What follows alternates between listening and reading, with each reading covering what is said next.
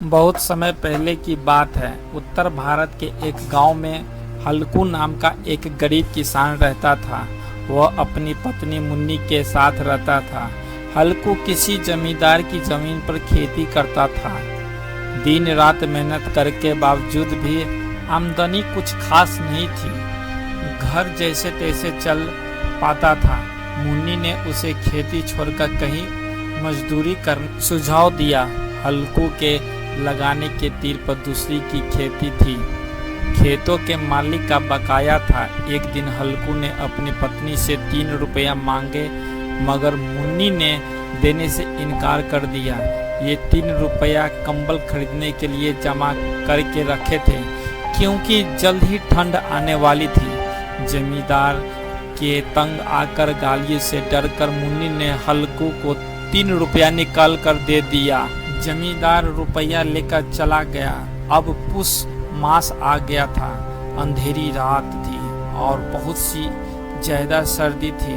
हल्कू अपने खेत के एक किनारे ऊख के पत्तों की छतरी के नीचे बांस के खटोले पर लेटा हुआ था। वह एक फटी पुरानी चादर ओढ़े ठंड में ठिठुर रहा था।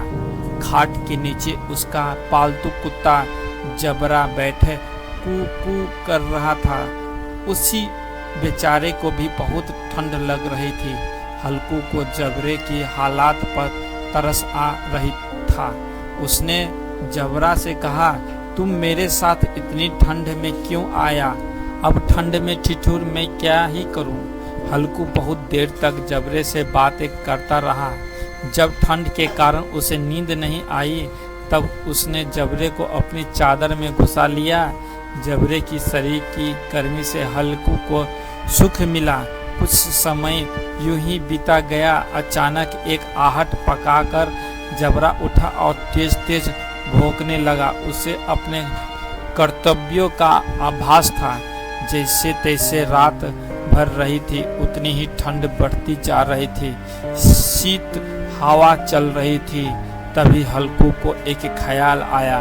हल्कू के खेत के पास ही आमों का भी एक खेत था।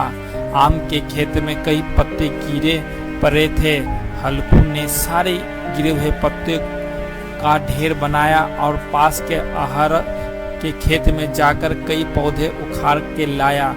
उसे सुलगाया और अपने खेत में आकर वहां के पत्तियों को भी सुलगाया। हल्कू और जबरा दोनों अलावा के आगे बैठ गया। ठंड ही आसिम